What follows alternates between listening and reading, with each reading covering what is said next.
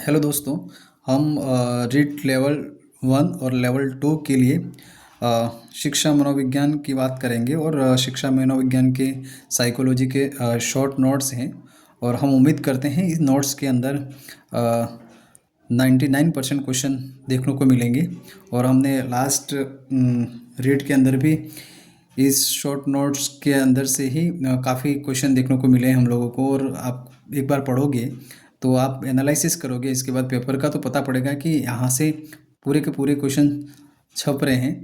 तो हम लोग शॉर्ट वीडियो को स्टार्ट करते हैं बिना टाइम वेस्ट किए।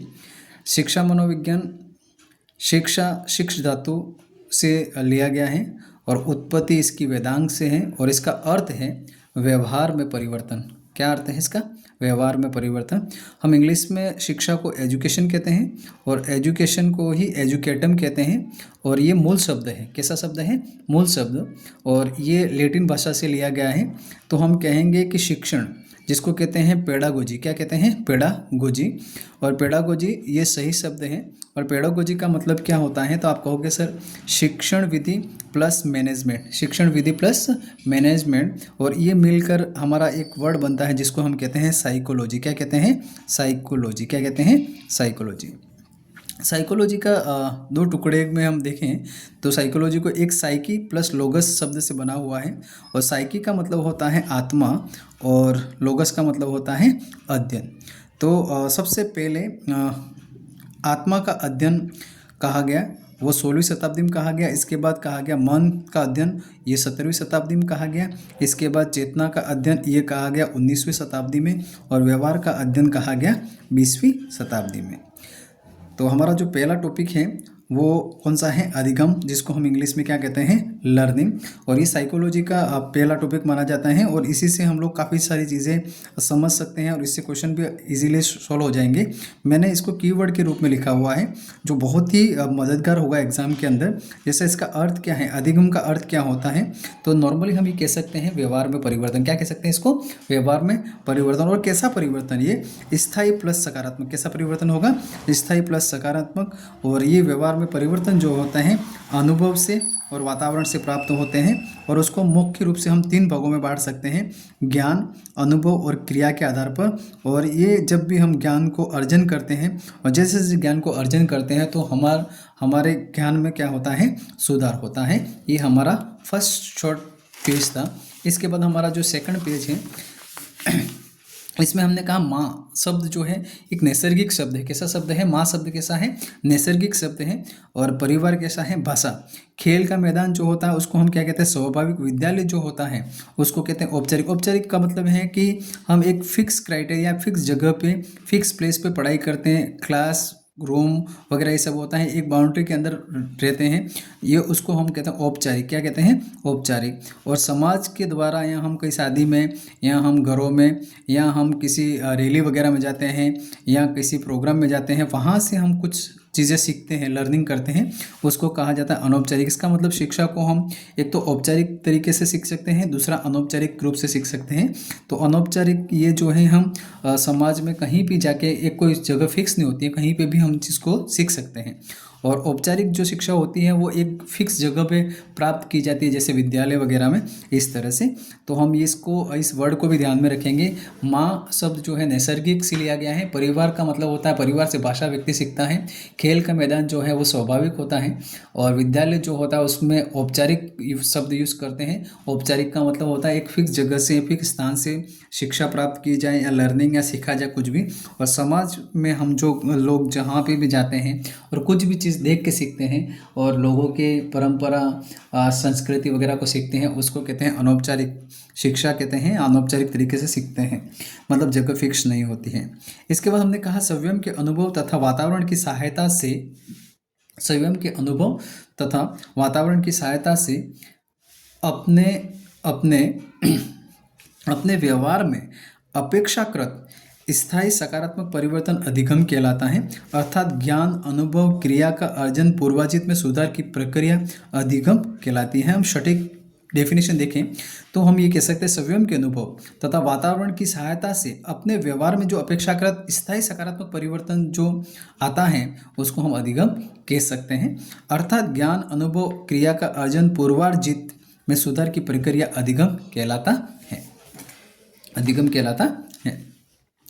इसके बाद हम कहें कि अधिगम की प्रक्रिया, अधिगम की जो प्रक्रिया है में अनुभव तथा वातावरण एक दूसरे के पूरक होते हैं। अधिगम की प्रक्रिया में अनुभव तथा वातावरण, अनुभव और वातावरण एक दूसरे के कैसे होते हैं, पूरक होते हैं।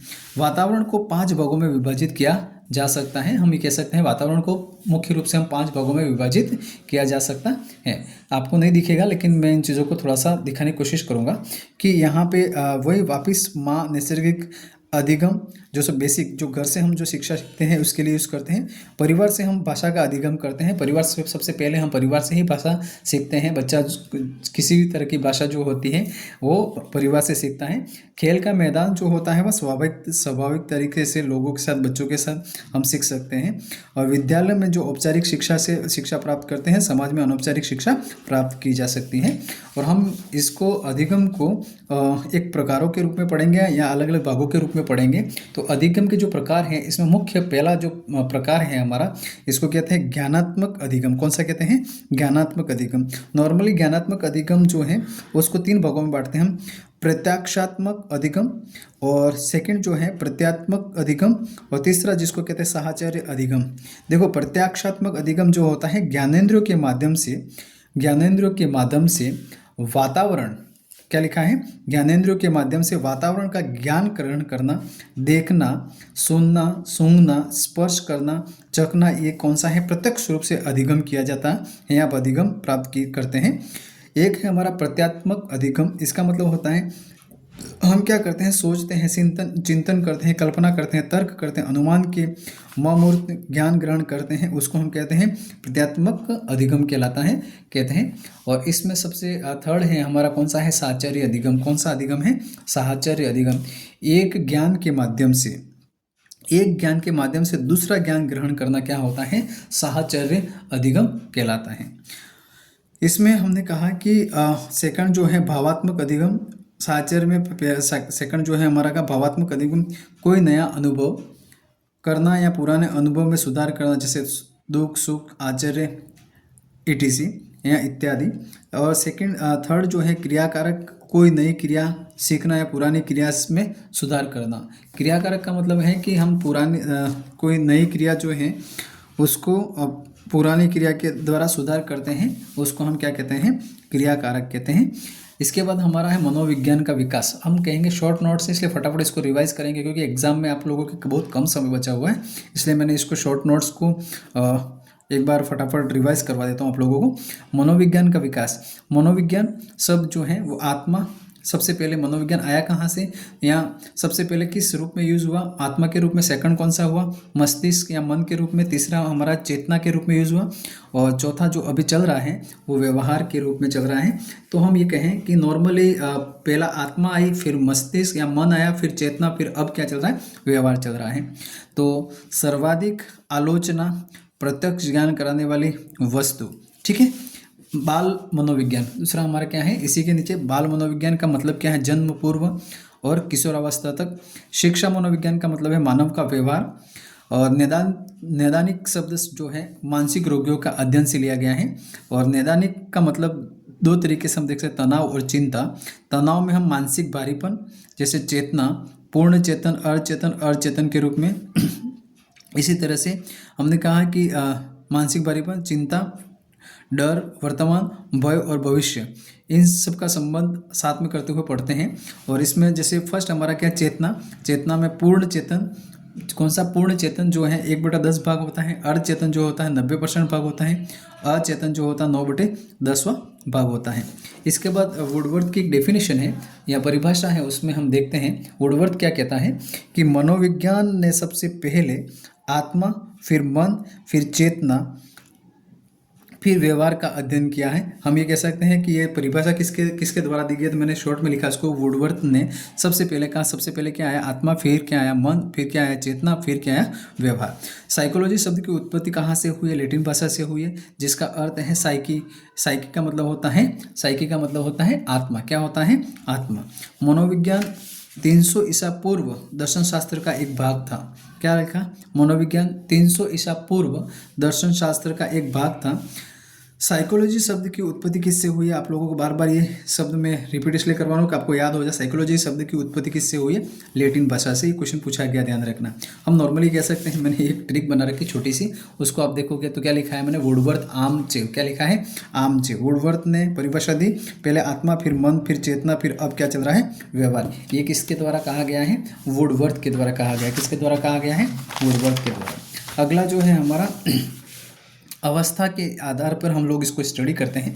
सबसे पहले आत्मा का विज्ञान कहा, और आत्मा का विज्ञान के प्रवर्तक जो थे हमारे, उसका नाम है अरस्तु। क्या नाम है, अरस्तु। और अरस्तु और सुकरात, प्लेटो और देकार्ते, इनके नाम आपको याद रखना है।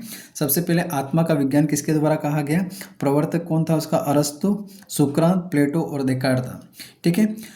आत्मा का विज्ञान साइकोलॉजी शब्द की उत्पत्ति लैटिन भाषा के साइकी प्लस आत्मा प्लस लोगस शब्द से बनी हुई है, यहाँ बना है।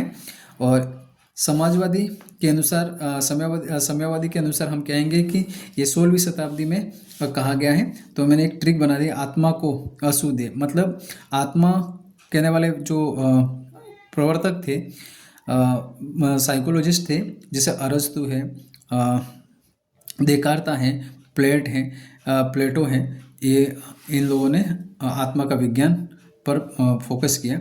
इसके बाद हमारा जो आता है सेकंड, मस्तिष्क का विज्ञान। कौन सा विज्ञान, मस्तिष्क का विज्ञान। ये किसके द्वारा कहा गया, पेम्पोनोजी, इटली के द्वारा, है ना। ये पेम्पोनोजी कहाँ के थे, इटली। और कौन सी शताब्दी में, 17वीं शताब्दी में। सीधा सीधा याद रखना है। तीसरा हमारा चेतना का विज्ञान है, और इस रूप की आलोचना किसके द्वारा की गई, तो हम लिखेंगे चेतना का विज्ञान। इस रूप की आलोचना विलियम मैकडूगल ने अपनी पुस्तक डिवाइन ऑफ साइकोलॉजी में की थी, है ना, आलोचना की थी। और इसका जो प्रवर्तक हैं Thomas read, William James, America के थे ये, जेम्स सली, टिश्नर, वोंट, विलियम वोंट वगैरह वगैरह। और इसमें कौन सी शताब्दी की बात है, ये 19वीं शताब्दी। मतलब हम याद कैसे रखेंगे, आत्मा का विज्ञान कौन सी शताब्दी में आया, 16। मस्तिष्क का विज्ञान कब आया, 17वीं। और चेतना का विज्ञान कब आया, 19वीं। ठीक है। तो इसी वजह से मनोविज्ञान का जनक किसको कहा जाता है, अरस्तु को कहा जाता है। और सिगमंड फ्रायड ने इस रूप की आलोचना की थी, जैसे चेतना का विज्ञान की आलोचना सिगमंड फ्रायड ने भी की थी। और चौथा जो है हमारा अभी जो लेटेस्ट चल रहा है, उसको कहते हैं व्यवहार का विज्ञान। कौन सा व्यवहार कहते हैं, विज्ञान कहते हैं, व्यवहार का विज्ञान। अमेरिका के शिकागो में क्रिस्टल विश्वविद्यालय के सहयोग से स्थापित किया था। और इसके जो प्रवर्तक हैं मुख्य रूप से हमारा जो वर्तमान में चल रहा है, वॉटसन, अमेरिका, थॉर्नडाइक, मैकडूगल और स्किनर इसके मुख्य मनोवैज्ञानिक हैं, जो इसके बारे में बताते हैं। और ये कब का है, 20वीं शताब्दी में। तो इसीलिए हम क्या, व्यवहार का वोट था मैकडू, स्किनर। ये तो कुछ याद करने का तरीका है। इसके बाद हमारा क्या है, वॉटसन के अनुसार मनोविज्ञान व्यवहार का विज्ञान है। मनोविज्ञान व्यवहार का विज्ञान है। ये किसके द्वारा कहा गया है, वॉटसन के द्वारा। और मनोविज्ञान का आचरण और यथार्थ का विज्ञान है, ये भी इसी के द्वारा कहा गया है। जैसे वॉटसन के अनुसार मनोविज्ञान व्यवहार का विज्ञान है, ये वॉटसन के द्वारा कहा गया। जब भी व्यवहार शब्द आएगा तो हम किसकी बात करेंगे, वॉटसन की बात करेंगे। मनोविज्ञान आचरण और यथार्थ का विज्ञान है, ये किसके द्वारा कहा गया है, मैकडूगल के द्वारा किया गया है। सीधा सीधा आपको ये फैक्ट याद रखने हैं जो एग्जाम में सीधे सीधे पूछे जाते हैं। आप एक बार इस वीडियो को शॉर्ट नोट बना भी दो और इसको 2-3 बार देख लोगे ना, तो काफ़ी क्वेश्चन आप लोगों के बिना तैयारी किए, किसी ने पहली बार तैयारी कर रहा है उसके भी काफ़ी क्वेश्चन सही होने की संभावना इसमें बन जाएगी। हमारा पहला जो एक छोटा क्वेश्चन लिख रखा मैंने, मनोविज्ञान किसका अध्ययन है, तो हम नॉर्मली कहते हैं व्यवहार का वैज्ञानिक अध्ययन है। किसका अध्ययन है, व्यवहार का वैज्ञानिक अध्ययन है। मनोविज्ञान की शाखाएं जो कितनी हैं, तो इसकी शाखाएं जो कौन कौन सी हैं, क्वेश्चन ये पूछा जाता है कि इसमें से किसी 3 का नाम रखेंगे, एक का नाम हटा देंगे। इसमें हमको आइडेंटिफाई करना होगा कि कौन सी मनोविज्ञान की शाखा है और कौन सी नहीं है। तो हम पहली जो है हमारी बाल मनोविज्ञान, सेकंड जो है किशोर, प्रौढ़ मनोविज्ञान, समाज, फिर हमारा कौन सा है, समूह, औद्योगिक सामान्य अपराध, ये आपको दिख नहीं रहा होगा तो मैंने इसको थोड़ा सा बता देता हूँ आपको। औद्योगिक सामान्य और अपराध, इसके बाद हमारा है मानव मानव सॉरी दिख नहीं रहा आपको, इसमें मैं थोड़ा सा आगे लग लिखूँ इसको। क्या है? मानव पशु मनोविज्ञान। मनोविज्ञान जो है शिक्षा मनोविज्ञान जो है हमारा मानव व्यवहार का अध्ययन करता है। सैद्धांतिक केवल सूचना लेता है। व्यवहारिक और व्यक्तिगत विभिन्नता। नैदानिक जो है सबसे प्रचलित शाखा जो मानसिक रोगियों का अध्ययन करती है। इसके बाद जो हमारा लेटेस्ट वाला जो है वो कौन सा है? परामनोविज्ञान, सबसे आधुनिक शाखा मानी जाती है इसको। जन्म से संबंधित जन्म से संबंधित की जानकारी देता है कि पूर्व जन्म में क्या हुआ। राजस्थान विश्वविद्यालय रिसर्च कर रहा है इस पर। कौन रिसर्च कर रहा है? खोज कौन कर रहा है? राजस्थान विश्वविद्यालय इस पर रिसर्च कर रहा है अभी। ठीक है, आगे देखेंगे हम लोग फटाफट। देखो शिक्षा मनोविज्ञान, ये वही सब चीज़ ये लिख रखा है। शिक्षा मनोविज्ञान, शिक्षा प्लस मनोविज्ञान, अनुभव द्वारा हम प्राप्त करते हैं। और एक वर्ड लिखा 3H। 3H शब्द जब आएगा तो हम किसकी बात करेंगे? पेस्टोलॉजी। किसकी बात करेंगे? पेस्टोलॉजी की बात करेंगे। और 3H में हम क्या लेते हैं? हार्ट, हेड, हैंड, है ना। 3H का मतलब होता है हार्ट, हेड और हैंड। और ये 4H का मतलब होता है heart, head, hand and health. मतलब ये 4H 3H क्या है तो इसका हमको फुल फॉर्म याद होना चाहिए। 3H का मतलब होता है 3H, हार्ट, हेड और हैंड। और 4H का मतलब होता है हार्ट, हेड और हैंड और हेल्थ। ठीक है, यहाँ पे थोड़ा सा मिस्टेक है, ध्यान रखना। ठीक है, तो एक वर्ड यहाँ पे भी ध्यान लिखा हुआ मैंने, देखो इसमें आपको नज़र आ रहा हो। बाल विकास आंदोलन का जनक किसको माना जाता है? स्टैनली हॉल को। किसको माना जाता है? Stanley hall. ठीक है, आत्मा शब्द किसके द्वारा? प्लेटो के द्वारा। शिक्षा मनोविज्ञान का अर्थ, किस शिक्षा मनोविज्ञान का अर्थ क्या होता है? शाब्दिक अर्थ, शिक्षा का अर्थ होता है व्यवहार में परिवर्तन लाना। क्या होता है? सीधा सीधा शिक्षा का अर्थ होता है व्यवहार में परिवर्तन लाना। मनोविज्ञान का अर्थ होता है व्यवहार में परिवर्तन लाना। दोनों शब्द देखो, शिक्षा का अर्थ होता है व्यवहार में परिवर्तन लाना, मनोविज्ञान का अर्थ होता है व्यवहार में परिवर्तन लाना। व्यवहार का अध्ययन करके व्यवहार में परिवर्तन लाना, दूसरे शब्दों में शिक्षा के क्षेत्र में मनोविज्ञान के सिद्धांतों का प्रयोग करना ही शिक्षा मनोविज्ञान है। ये सभी डेफिनेशन परफेक्ट डेफिनेशन है जो एग्जाम में सीधी सीधी पूछी जाती है। ठीक है, इसके बाद परिभाषा दी है कुछ वैज्ञानिकों ने। जो फर्स्ट है हमारा प्रोफेसर भाटिया के अनुसार, कौन सा है? प्रोफेसर भाटिया के अनुसार क्या कहा इसने? शैक्षिक वातावरण में किसी बालक के व्यवहार का अध्ययन करना ही शिक्षा मनोविज्ञान है। इसके बाद एक व्यक्ति आता है जिसका नाम है क्रो एंड क्रो के अनुसार। क्रो एंड क्रो मतलब कौवा, ये कौवा और कौवा। ठीक है, शिक्षा मनोविज्ञान बालक के जन्म से लेकर वृद्धावस्था तक सीखने का अनुभव की व्याख्या करता है। यह डेफिनेशन किसके द्वारा दी गई है? Crow and crow. तो हम नॉर्मली कह सकते हैं कि कौवा कब बोलता है? जन्म से लेकर वृद्धावस्था तक कौवा बोलता रहता है। तो क्रो एंड क्रो की डेफिनेशन किसके द्वारा दी गई है?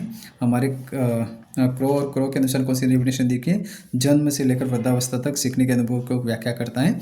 मनोविज्ञान तथा शिक्षा मनोविज्ञान से संबंधित तथ्य, कुछ इंपॉर्टेंट तथ्य हैं। शिक्षा मनोविज्ञान तथा शिक्षा मनोविज्ञान से संबंधित कुछ तथ्य हैं। पहला है मनोविज्ञान विषय का उदय यूनान देश से हुआ है। पहला क्वेश्चन क्या है? पहला वर्ड क्या है कि मनोविज्ञान विषय का उदय कहाँ से हुआ? यूनान देश से हुआ है।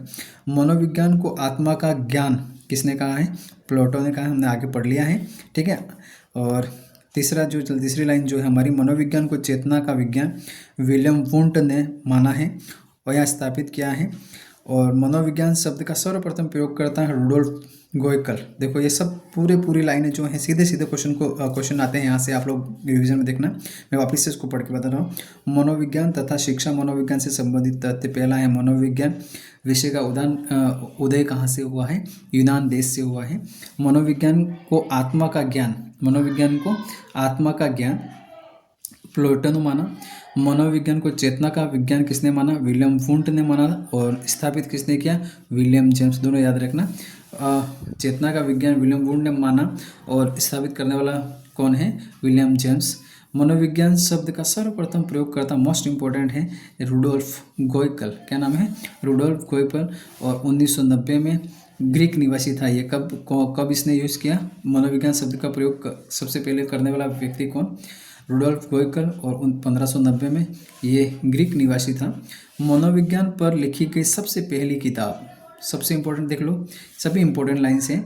मनोविज्ञान पर लिखी गई सबसे पहली किताब का नाम है साइकोलॉजिया। एक होता है टेक्नोलॉजिया, तो ये है हमारी साइकोलॉजिया, जिसका लेखक कौन है? रुडोल्फ गोयकल। मोस्ट इंपॉर्टेंट, ध्यान रखना ये शब्द है ना। शिक्षा मनोविज्ञान का उदय अमेरिका में सन 1900 में हुआ। शिक्षा मनोविज्ञान का उदय कहाँ से हुआ? अमेरिका में सन 1900 में हुआ। शिक्षा मनोविज्ञान एक स्वतंत्र विषय के रूप में 1920 में स्थापित हुआ। यहाँ पे क्या लिखा है? मनोविज्ञान विषय का उदय कहाँ से हुआ? यूनान देश से हुआ। शिक्षा मनोविज्ञान उदय अमेरिका में सन 1900 में हुआ था। शिक्षा मनोविज्ञान एक स्वतंत्र विषय के रूप में 1920 में स्थापित हुआ। तो एक स्वतंत्र विषय के रूप में कब जाना गया? 1920 में स्थापित किया गया। शिक्षा मनोविज्ञान को स्थापित करने का श्रेय किसको जाता है? थॉर्नडाइक को। किसको जाता है? थॉर्नडाइक को जाता है। शिक्षा मनोविज्ञान कहाँ लिखा था? शिक्षा मनोविज्ञान शब्द सर्वप्रथम प्रयोग रुडोल्फ गोयकल। ठीक है, ये हो गया हमारा। इसके बाद शिक्षा मनोविज्ञान उदय अमेरिका से हो गया, ये हो गया। शिक्षा मनोविज्ञान एक स्वतंत्र विषय के रूप में 1920 में स्थापित हुआ। फिर हम क्या पढ़ते थे यहाँ पे? शिक्षा मनोविज्ञान स्थापित करने का श्रेय थॉर्नडाइक, जॉर्ज टर्मन और हर्बर्ट स्टैनहोल को जाता है। फादर ऑफ एजुकेशन साइकोलॉजी किसको माना जाता है? फादर ऑफ एजुकेशन साइकोलॉजी किसको माना जाता है? थॉर्नडाइक को। किसको माना जाता है?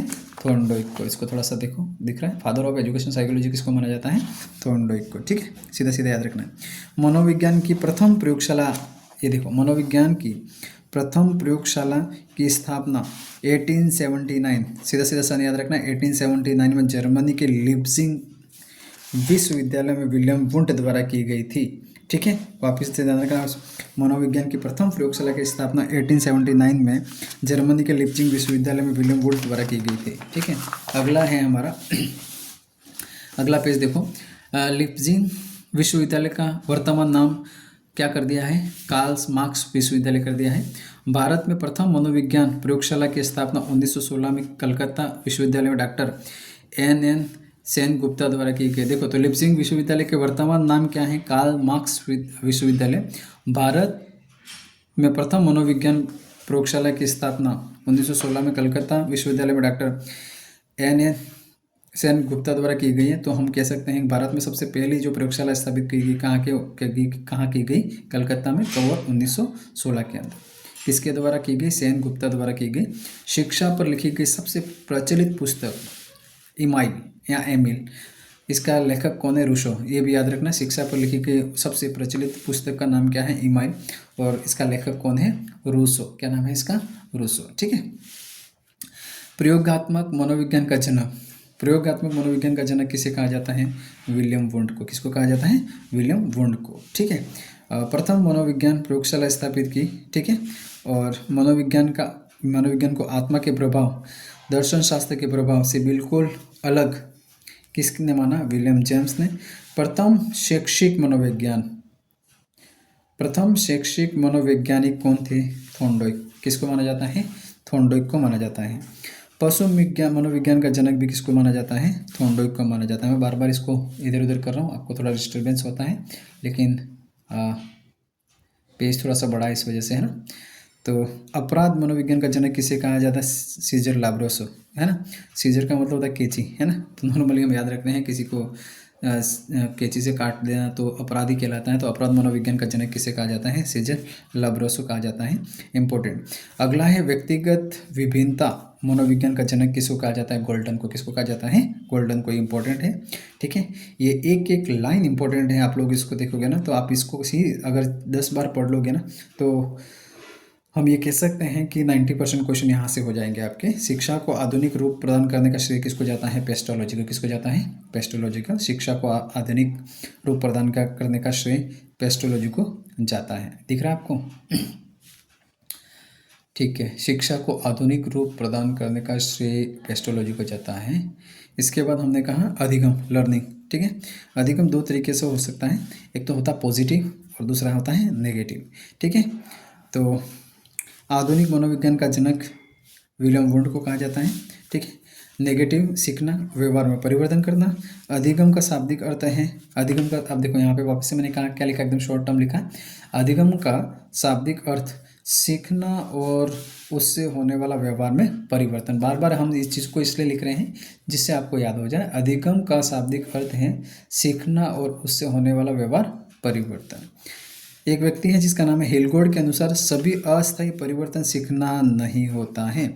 हमने क्या कहा, हिलगोर्ड ने क्या कहा कि सभी अस्थायी परिवर्तन सीखना नहीं होता। जैसे हम नॉर्मल कहते हैं कि अल्कोहल का सेवन करना, और अल्कोहल को व्यक्ति अगर रात भर में अल्कोहल का सेवन कर देता है तो उसके माइंड में अस्थायी परिवर्तन हो जाता है। हम परमानेंट परिवर्तन नहीं कहेंगे। जब अल्कोहल उतरता है, दारू उतरता है, तो शराब के नशा जब उतरेगा तो उसमें मॉर्निंग में, सुबह में परिवर्तन वापस अलग हो जाएगा, तो अस्थायी परिवर्तन कह सकते हैं। इसके बाद सभी अनुभवों से लाभ उठाना सीखना नहीं होता है। क्या क्या वर्ड ध्यान रखना। सेकंड क्या कहा है, हिलगोर्ड के 3 वर्ड बोले उसने, 3 शब्दों को मैंने यहाँ लिखा है। सभी अस्थायी व्यवहार परिवर्तन सीखना नहीं होता है, ये हिलगोर्ड महोदय कहते हैं। सभी अनुभवों से लाभ उठाना सीखना नहीं होता, ये भी हिलगोर्ड कहता है। किसी व्यवहार परिवर्तन, थकान, विश्राम सीखना नहीं होता है। अधिगम का अर्थ, अधिगम का वास्तविक अर्थ क्या है, अभ्यास और अनुभव से सीखना। अभ्यास और अनुभव से सीखना और इससे होने वाला जो स्थायी व्यवहार परिवर्तन अधिगम कहलाता है। इस डेफिनेशन को वापस से देख लेना। अधिगम का वास्तविक अर्थ क्या है, अभ्यास और अनुभव से सीखना और होने वाला स्थायी व्यवहार परिवर्तन अधिगम कहलाता है। गेट्स की परिभाषा क्या है, प्रशिक्षण व अनुभव के द्वारा होने वाला व्यवहार परिवर्तन सीखना है। ये गेट्स की परिभाषा भी इम्पोर्टेंट है। गेट्स क्या कहते हैं, प्रशिक्षण व अनुभव के द्वारा होने वाला व्यवहार परिवर्तन सीखना है। इसके बाद वुडवर्थ की 2 परिभाषा देखो। सीखना विकास की क्रिया है, वुडवर्थ कहते हैं सीखना विकास की क्रिया है। सेकंड है नवीन ज्ञान, नवीन प्रतिक्रियाओं को प्राप्त करना ही सीखना है। देखो वुडवर्थ को कैसे याद रखोगे, उसकी 2 डेफिनेशन जो एग्जाम में पूछी जाती है। सीखना विकास की क्रिया है किसके द्वारा, वुडवर्थ के द्वारा। नवीन ज्ञान और नवीन प्रतिक्रियाओं को प्राप्त करना ही सीखना है। मतलब नवीन परिभाषा में 2 शब्द आ जाए, नवीन, तो ये किसके द्वारा परिभाषा दी गई है, वुडवर्थ के द्वारा दी गई। देखो नवीन आ रहा है, यहाँ पे भी नवीन आ रहा है, तो वो वुडवर्थ के द्वारा की। अधिगम की विशेषताएं, अधिगम की क्या विशेषता है, अधिगम की विशेषता में पहले जो विशेषता है हमारी वो है अधिगम की प्रक्रिया निरंतर चलती रहती है। पहले शब्द याद रखना, अधिगम की प्रक्रिया निरंतर चलती रहती है। सीखना उद्देश्यपूर्ण होता है। सीखना कैसा होता है, उद्देश्यपूर्ण, कुछ न कुछ उद्देश्य ही होते हैं सीखने में।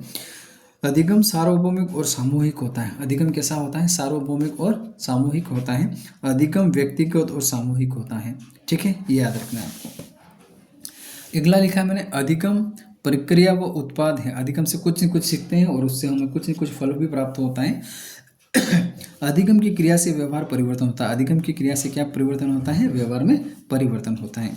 अधिगम का अर्थ क्या है, तो इसका सही आंसर क्या हो जाएगा, हम देखेंगे इस क्वेश्चन को। तो अधिगम का अर्थ है अभ्यास द्वारा होने वाला स्थायी व्यवहार परिवर्तन, अनुभव द्वारा होने वाला स्थायी व्यवहार परिवर्तन, अभ्यास और अनुभव द्वारा होने वाला स्थायी व्यवहार परिवर्तन, या अभ्यास और अनुभव द्वारा होने वाला अपेक्षाकृत स्थायी व्यवहार परिवर्तन क्या कहलाता है, अधिगम कहलाता है।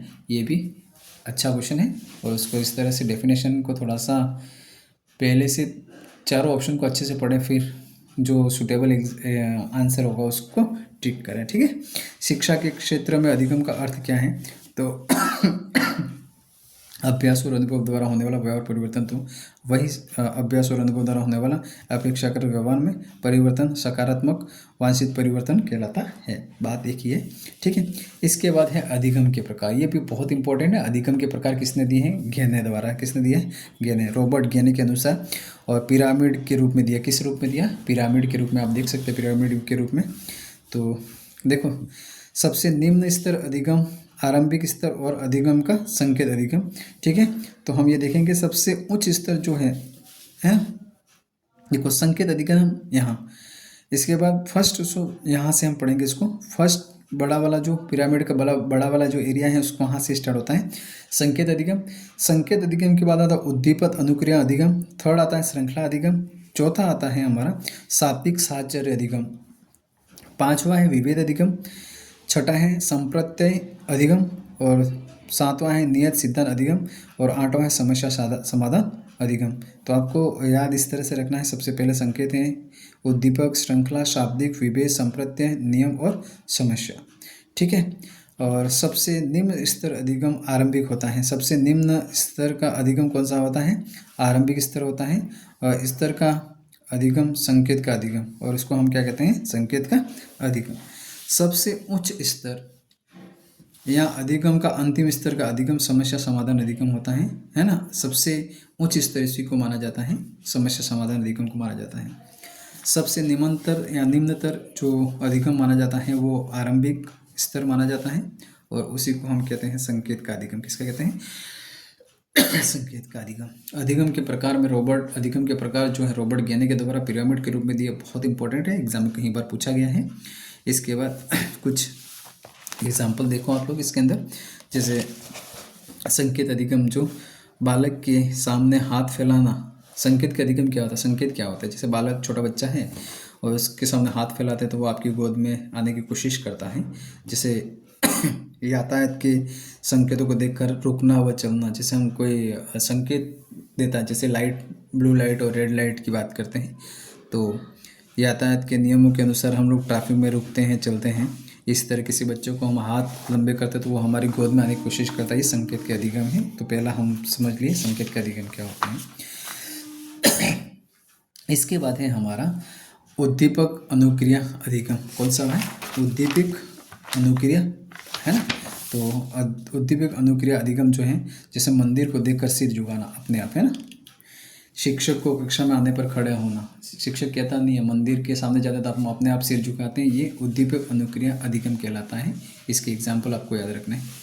श्रृंखला अधिगम जो है, फ्रिज पर रखी। श्रृंखला का मतलब होता है एक स्टेज से दूसरे स्टेज में जाना। जैसे हम गेट पे जाते, गेट के बाद घर के फर्स्ट रूम में, तीसरे रूम में, चौथे रूम में, फिर किचन, ये सब चीज़ें होती हैं। इसी तरह से हमने कहा कि फ्रिज पर रखी वस्तु, है ना, बालक द्वारा स्टूल खींचना, फिर स्टूल पर चढ़कर वस्तु को प्राप्त करना। अपन ने कहा किसी बच्चे को जा कि फ्रिज पर कोई वस्तु रखी उसको ले आओ, तो बच्चा क्या करेगा? सबसे पहले बालक द्वारा स्टूल खींचना, अब पहुंचाने जाएगा, स्टूल खींचेगा, स्टूल के ऊपर चढ़ेगा, चढ़ने के बाद वस्तु को प्राप्त करेगा। तो इस श्रृंखला अधिगम के अंदर आता है। थोड़ा सा इसको जूम करके देख लो, ठीक है। इसके बाद तीसरा था हमारा साहचर्य या शाब्दिक साहचर्य अधिगम। जैसे कविता व गीत याद करना। वो कविता व गीत याद करना, किसी व्यक्ति को आवाज़ देने पर उसके द्वारा जवाब देना, क्रिया करना, जिसको कहते हैं शाब्दिक तरीके शब्द से बुलाना या साहचर्य करना। इसके बाद हमारा नेक्स्ट जो है पांचवा जो है विभेद अधिगम। जैसे आयत व त्रिभुज के अंतर ज्ञात करना। आयत और त्रिभुज में क्या अंतर है वो बताना, विभेद करना, डिफ्रेंशिएट बताना, ठीक है।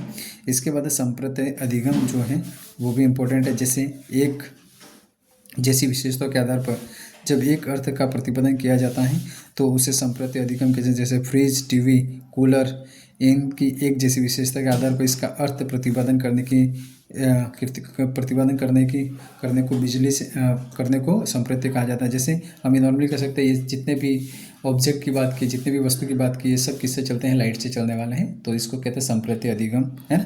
तो एक जैसी वस्तुओं के बारे में विशेषता बताना, ये सब चीज़ें, ठीक है। इसके बाद है हमारा सातवां जो नियम है वो है नियम सिद्धांत अधिगम, या हमारा क्या नाम है इसका? नियम सिद्धांत अधिगम। और इसमें क्या कहा गया है कि एक विद्यार्थी के द्वारा विषय वस्तु याद रखने के लिए अपनी सुविधा अनुसार नियम बनाना। जैसे कोई भी चीज़ है, जैसे याद करने के लिए ट्रिक बना देना, अपने अनुसार बनाना याद करने के लिए, उसको कहते हैं नियम सिद्धांत अधिगम। इस तरह से आठवां जो है सबसे इम्पोर्टेंट और सबसे उच्च स्तर का, किसी विद्यार्थी को द्वारा गणित की समस्या का समाधान अपने स्तर पर करना, उसको समस्या समाधान कहते हैं। और अधिगम के जो प्रकार हैं वो मुख्य रूप से सामान्य अवधारणा के रूप में हम 3 प्रकार से पढ़ते हैं: ज्ञानात्मक, भावात्मक अधिगम और क्रियात्मक अधिगम, ठीक है। तो ज्ञानात्मक में प्रत्यक्ष, प्रत्यात्मक व साहचर्य हम पहले पढ़ चुके हैं। प्रत्यक्ष रूप से प्रत्यात्मक व साहचर्य, और ज्ञानात्मक में हम प्रत्यक्ष, प्रत्यात्मक व साहचर्य।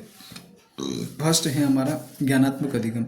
इस अधिगम से व्यक्ति अभ्यास प्लस अनुभव द्वारा सीखता है ना। ज्ञानात्मक अधिगम, इस अधिगम से व्यक्ति अभ्यास अनुभव द्वारा सीखता है। ज्ञानात्मक अधिगम के प्रकार: प्रत्यात्मक अधिगम, यह अधिगम बाल्यावस्था व किशोरावस्था में किया जाता है। ये ध्यान रखना हमको। ज्ञानात्मक अधिगम कब? इस अधिगम में व्यक्ति अभ्यास अनुभव द्वारा सीखता है। इसका संबंध केवल मानसिक योग्यता से होता है। इसी तरह ज्ञानात्मक अधिगम के प्रकार जो हैं उसको हम प्रत्यात्मक अधिगम कहते हैं। यह अधिगम बाल्यावस्था व किशोरावस्था में किया जाता है। इसमें बालक तर्क वितर्क के आधार पर सीखता है। प्रत्यक्ष अधिगम, यह अधिगम सर्वाधिक शैशवावस्था में किया जाता है। प्रत्यक्ष अधिगम कब किया जाता है? सर्वाधिक शैशवावस्था में किया जाता है। इसके बाद साहचर्य अधिगम जो है यह तीनों अवस्था में किया जाता है। इनमें बालक पूर्व ज्ञान के आधार पर नया ज्ञान प्राप्त करता है। भावात्मक अधिगम जो होता है इसमें केवल अनुभव के द्वारा सीखते हैं। इसका संबंध मनुष्य की कोमल भावनाओं से होता है। क्रियात्मक अधिगम जो है, क्रियात्मक अधिगम में केवल अभ्यास के द्वारा सीखते हैं। इसका संबंध शारीरिक क्रियाओं से होता है। ठीक है, ये इस तरह से आज की वीडियो हम लास्ट यहाँ तक ही पढ़ेंगे नोट्स को, बाकी का अगले वीडियो के अंदर। Thank you, have a nice day, good night.